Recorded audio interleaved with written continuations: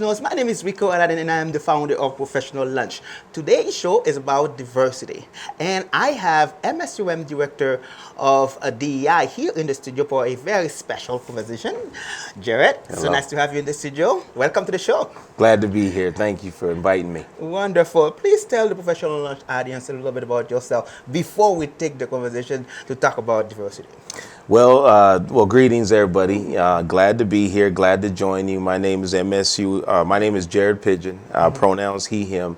I direct diversity and inclusion at MSUM. I'm a graduate of MSUM. Also a former employee here at NDSU, and so glad to be here. Glad to be on the scene. Wonderful, wonderful. Diversity, equity, and inclusion these words are in every organization nowadays. So I couldn't be happier to have you here to talk about this. So tell me a little bit about your work. How long have you been working in diversity, equity, and inclusion? Yeah, I like to tell folks I've kind of been in this work kind of most of my life. I identify as a biracial man. My father, African American, my mother, Caucasian. He was with the Air Force. We traveled back and forth from Tennessee to North Dakota, Minnesota. Growing up in various different areas have just allowed me to experience many different things. My sisters were born in Seoul, Korea, and my kids are of Hispanic descent. And so DEI, diversity has really been foremost and foremost all my life. Professionally, I started working within multicultural programs, diversity programs in 2009. So for about 10 years now, I've been working in this field kind of professionally, locally, nationally, and regionally. Wonderful, wonderful. So this is the question, right? So how do you define diversity?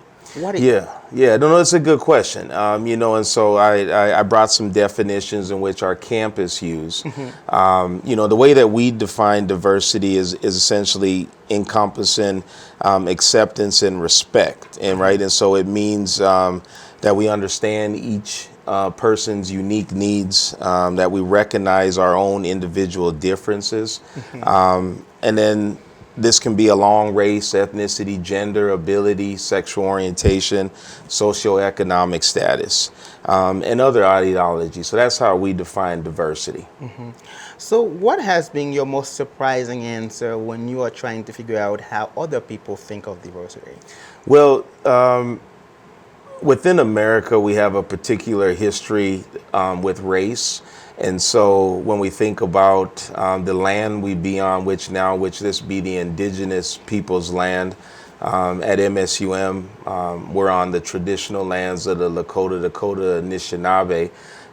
And so first and foremost, race has been present. When we think about the history with race, with African Americans, race has been present there. And so our minds want to default to thinking about race when we think of the word diversity, but there's many other aspects of one's identity that would be diverse also. Wow. So why do you think DEI, diversity, equity, and inclusion is important for organization to either talk about or even improve? And so within DEI, right, having three different words, diversity, equity, and inclusion. And so within equity, we're talking about policies and practices, attitudes and actions that produce equitable results, right? And so in an inclusion, we're talking about authentically being acceptance of others. And so within each of these words, they encompass different strategies, different actions. When I think about why equity, being on a college campus, we find ourselves in the midst of having graduation and retention rates that are disproportionately affecting students of color. And so these numbers here show us that we need to do some specific interventions. We need to change strategies. We need to create new policies, look at these. And then with inclusion, right, when we do our campus climate surveys, when we do our belonging surveys, international students arriving from other countries, is really how do they feel that they belong, right? Do they see themselves embraced on the walls? Do they see themselves in the curriculum? Do they find themselves having food that they taste? And so within each of these are very important.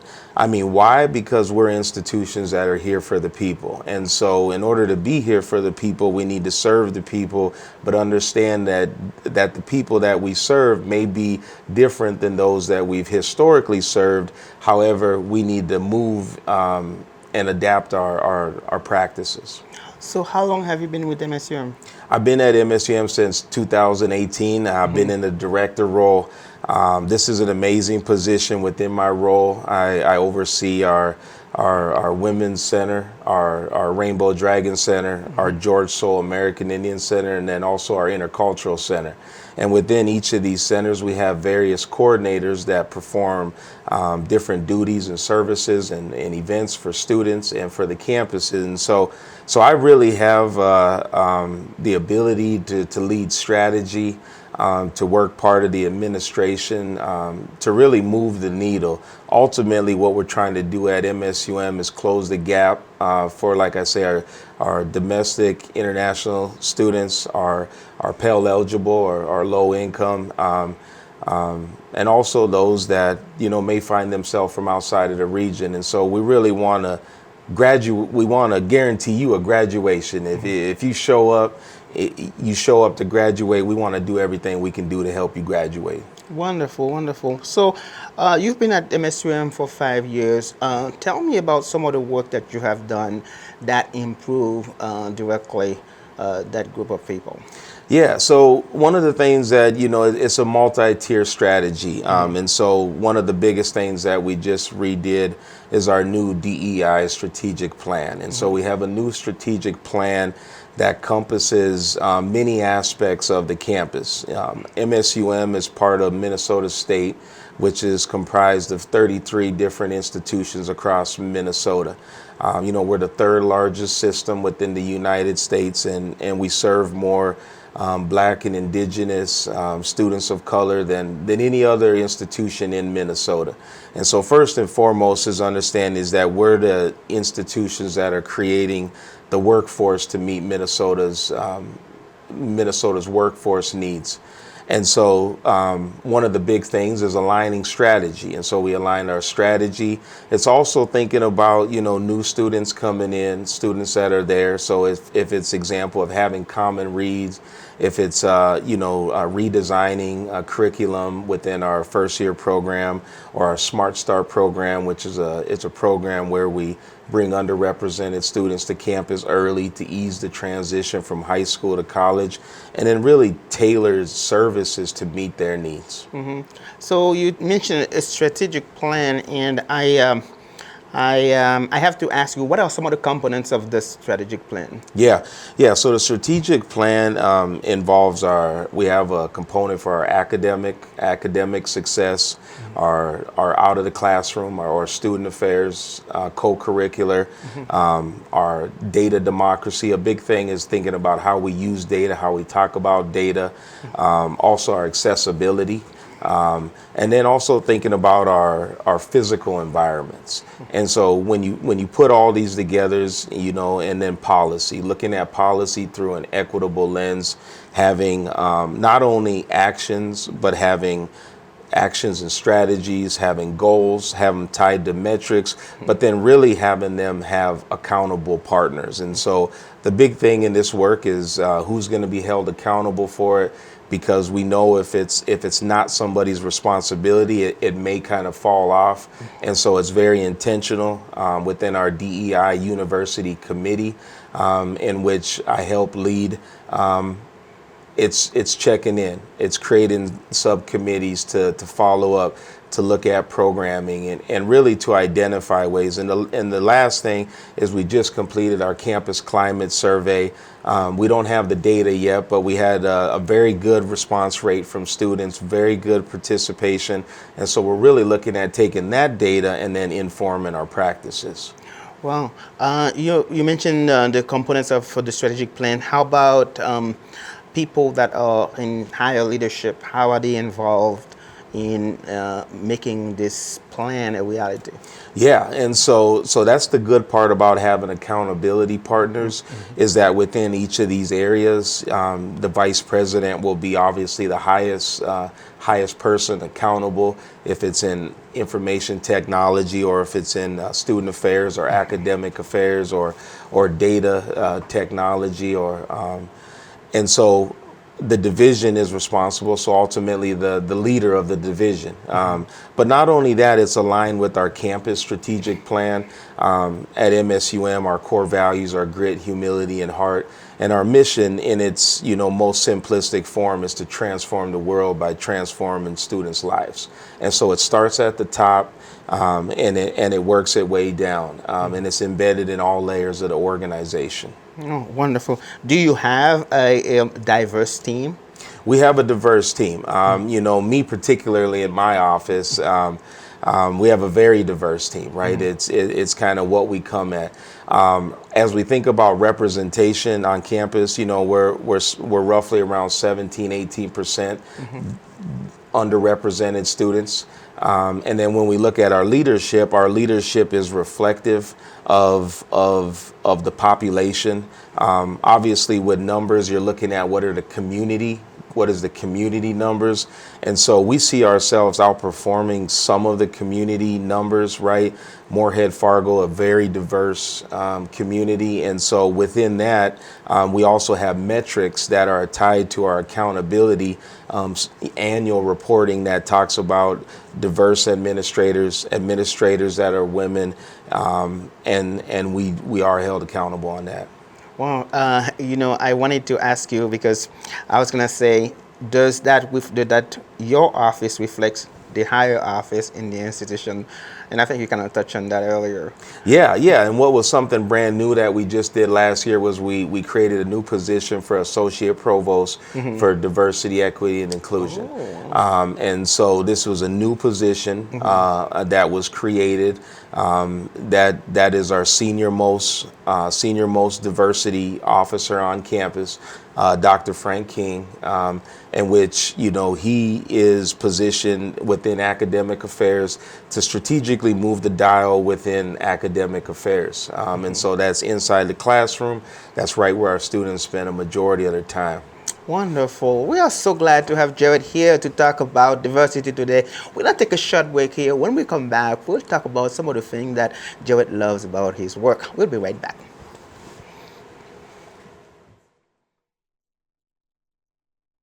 We are back. We are at the Bison Information Network studio at NDSU today. My guest is Jered Pigeon. Yes, sir. Oh my goodness, I get it. And today the conversation is about diversity, and everyone can understand how diversity, equity, and inclusion is becoming one of the topic most talked about in any organization now. So Jered, welcome back. It's a pleasure to have you here to talk about this. So now we're going to talk about some of the things that you love about your work. Okay. And because you are part of diversity, you described that to me. Yes. So what do you love the most about what you do as a diversity officer?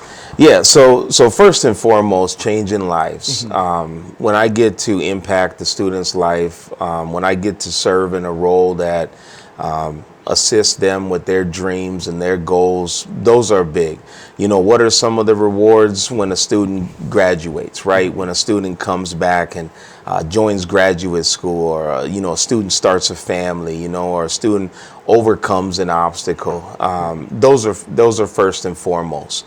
Additionally, working with great colleagues, right? Like you just mentioned, DEI has in my life right now received the most attention that it's ever have.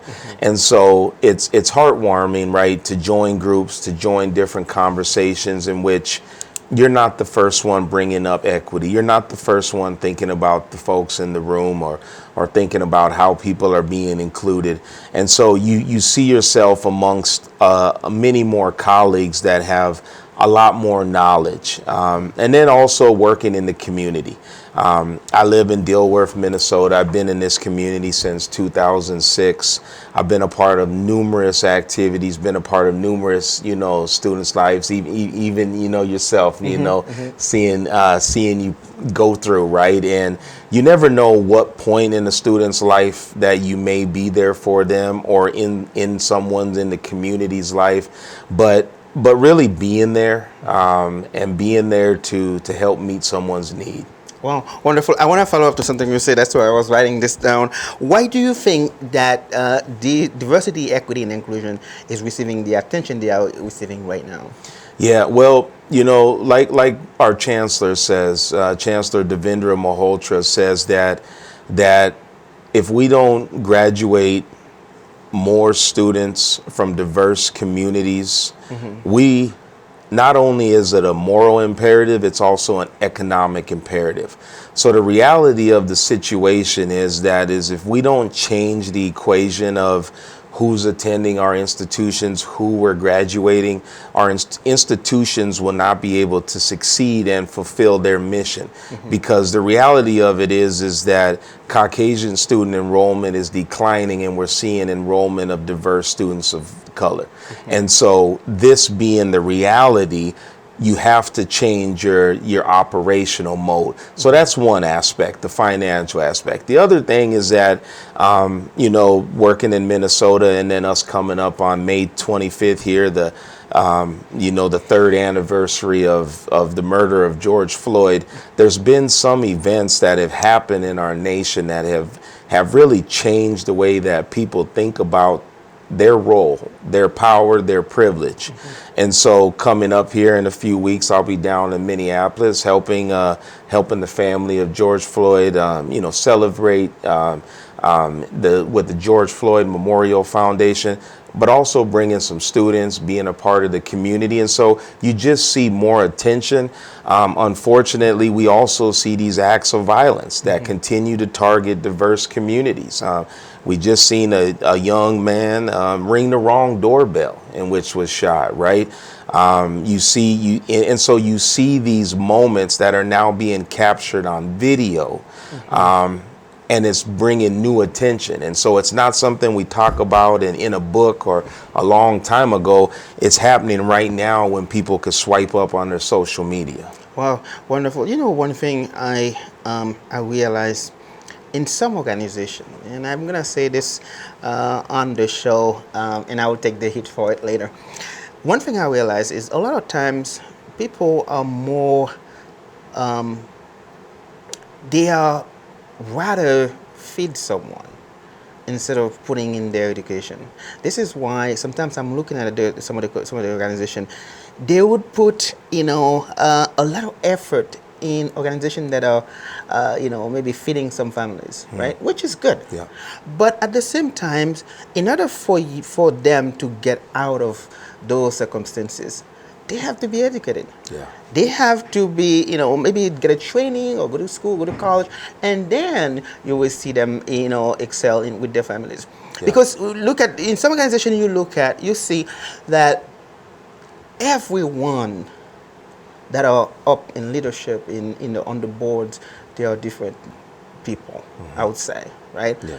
But at the same time, when there is a post, they post the one that is, you don't have that diversity in the higher up level. Yeah. What my goal is to see that diversity we're talking about, it exists throughout the organization, right? Hopefully, I don't get into too much trouble for this, but but I wanted to share some light on that. So, what are some this is from your professional life. What are some of the successes that you've had along the career, 10 years career that you mentioned?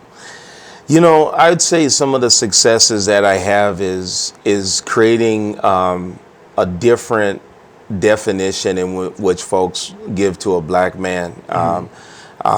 Even though, like I said, I'm biracial, and there's times where, you know, you're not black enough and you're too black, right? It just depends on the context in the room.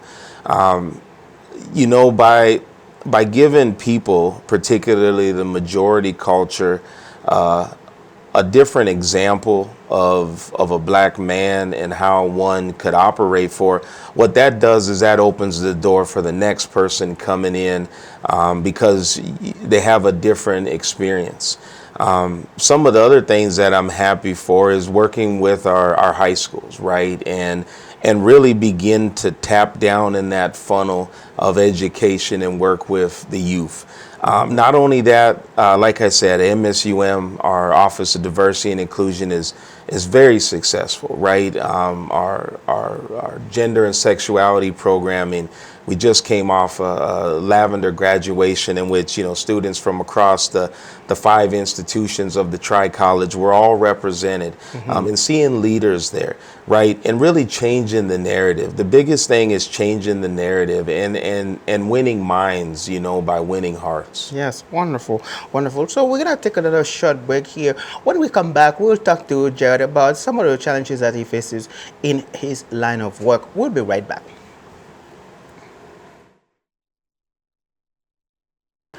We are back. We are at the Bison Information Network studio at NDSU, and my guest today is Jered Pigeon, MSUM DI Director. Welcome back, Jered. Welcome. Now we're going to talk about some of the challenges that you face in your work. Yeah. Tell me, what are the biggest challenges that you face in trying to improve DI, diversity, equity, and inclusion in your line of work? Yeah, so within this line of work, the biggest challenge that you face is that there's not one definition of what the problem is. I think just recently you saw the United States House pass many bans on different communities. If it's not the LGBTQ community, if it's not undoing our historical narrative. And so what happens is that if we can't agree on the history of this nation, in which we all agree, we know happened, if we pick and choose when we start to believe what is true and what is not true, we can never arrive to shared destiny, right? Like Dr. King, you know, Martin Luther King talked about this garment of silk, right? This intertwined destiny. And so if things can be undone with whoever is sitting at a table to undo the historical narrative, these are the biggest attacks that this line of work faces, is that it's always under attack. And currently you see in some states, you know, that they have different bans on even talking about this, using pronouns. And so if we make many gains in this and then it's all undone, that to me is the biggest challenge that we see facing this work. Wow. And so what do you do? Yeah. So what we do is, like, you know, just recently, you know, last month I was at the Minnesota Senate education bill hearing. I was up testifying, you know, testifying on behalf of students, testifying on behalf of diverse staff and, you know, our communities, our union, our university. So you have to speak up, right? The other things you do is you begin to empower those around you, right? And so you graduate those students, right? You empower them to be change makers. Maybe you build different leadership programs that build the competencies within them. You know, you change the narrative from looking at a deficit mindset to an asset mindset, right? And what does that mean? That means thinking about why the student cannot succeed and placing all the blame on them, thinking about what is our relationship into that. So you start to change the narratives, right? You start to change policies, you start to change practices. Like you mentioned, you influence in DEI hiring boards, you just build different awareness with folks. And so it's a slow, steady work. It's often one small win at a time. That's some things you can do. Wow, wonderful. What would you say is the most difficult part of implementing a DEI program or something? Yeah, so the biggest thing about implementing it is oftentimes folks want to think that everything they already do is DEI. And so they'll say, well, why should we have a separate DEI initiative, And so we need to change that narrative, right? If DEI is everybody's job, then it's nobody's job, right? It's just like we have specialties within our medical fields, within our technology field, within our marketing, within our human resource fields. The same is true for diversity. But not only that, you have to hold folks accountable, right? And so you have to agree on metrics, you have to agree on timeline, and then you need to achieve it. And when someone doesn't achieve it, you have to evaluate why, and really look at those reasons to change why you didn't achieve the goal. So what is the biggest piece of advice that you have received, either when you first started to get started with DEI? Yeah. Well, the biggest thing started with my stepfather as I was growing up. He told me that education was an equalizer. And so kind of hitting on what you're saying about the importance of education, he was born in 1937 in the South, in the Air Force. And he taught me that the one thing that I could do best for my life was get my degrees. And so, received my master's degree, currently working on my doctorate degree. But like he said, once you get it, no one could take it away. The second piece of advice was given from one of my supervisors early on in my career. And when they said, Jered, unfortunately, you're going to have to do your job and you're going to have to do it a little bit better. And then it's not fair. It's just the way it is. And so it was really understanding the field in which I was in, understanding the environment, right, that we find ourselves in, even here in 2023, and not really creating a false sense of reality. And so by knowing that I'm going to have to do my job and I'm going to have to, do it a little better than maybe the next person that might not look like me, and I may receive some additional criticism. Those are hard, right? But what it did is it allowed me to create a mindset in my mind so that when things come, it's not unexpected. And so unfortunately, this is hard work. It is exhausting work. It's not for everybody. And we see many people tap out because it's emotionally, physically, spiritually, all that draining. Wonderful. You have to do your job a little bit better. What was the other one? You're going to have to do it, and you're going to have to do it sometimes twice as hard as the next one that don't look like you. Yes. I find myself, I have to repeat that so that I can remember that, because it's important. It's important. So you've been with MSUM now for 5 years, yes? Yeah. So what's next? What's the plan for the next 5 years? So next 5 years, I likely will finish up my doctorate degree. Like I said, with MSUM, we're embarking on a very successful tenure of President Ann Blackhurst. We're stepping into a new reigns where our president designee Tim Downs will be joining MSUM. So we're excited. We just launched our new DEI plan.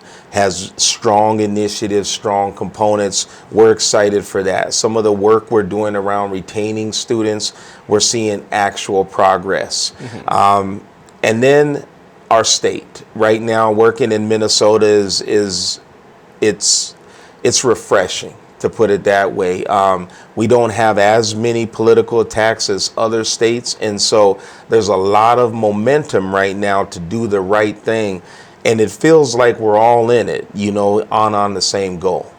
That's really good. I mean, there's a momentum. You have to take advantage of this momentum so that it Yes. can take you far. Yes. Okay, so as you know, this show, I always find myself repeating while I'm having this show is because I want to give early career professionals, high school students, college student, a window into the careers of successful professionals, such as yourself, right? So, if a student is listening to this who wants to get involved in DEI work, what should they do? Yeah, yeah. Well, first and foremost, what I would say is join a position of leadership. And so, depending on what grade you're at, usually there's a class council, usually there's a diversity committee, or there's a indigenous student association, or a Hispanic student association, black student union.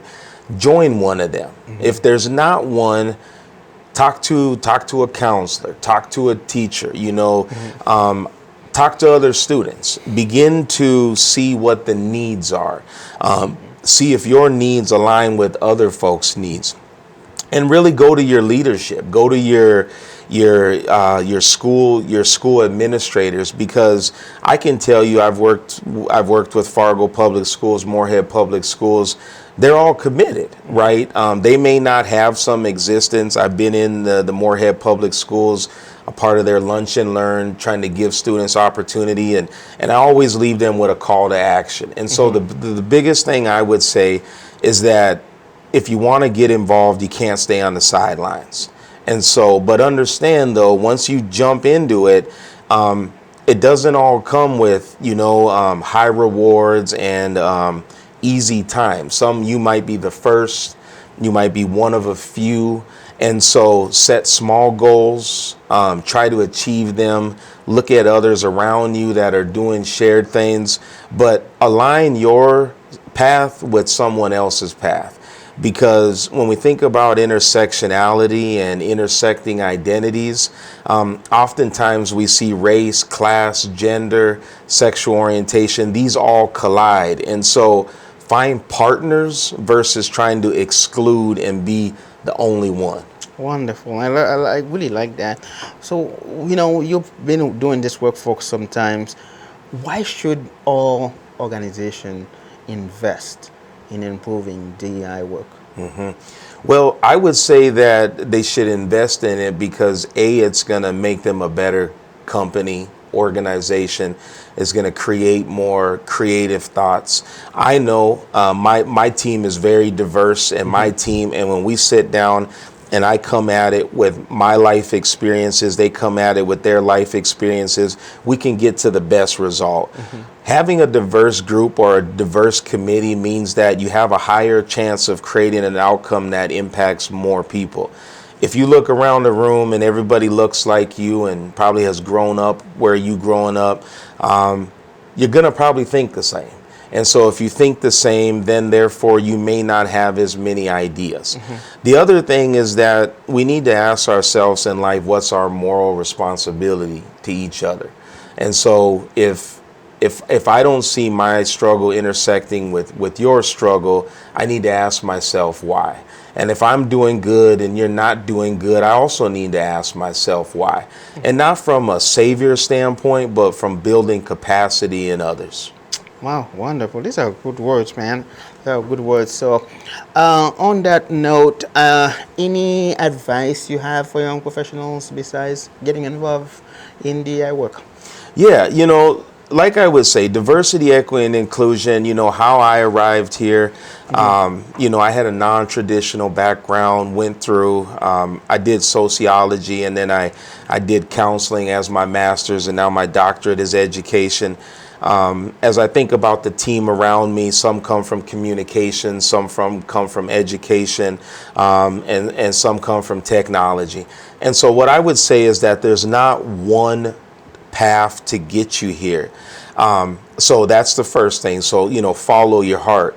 Ultimately, if you want to get involved within the DEI space, you have to identify, why.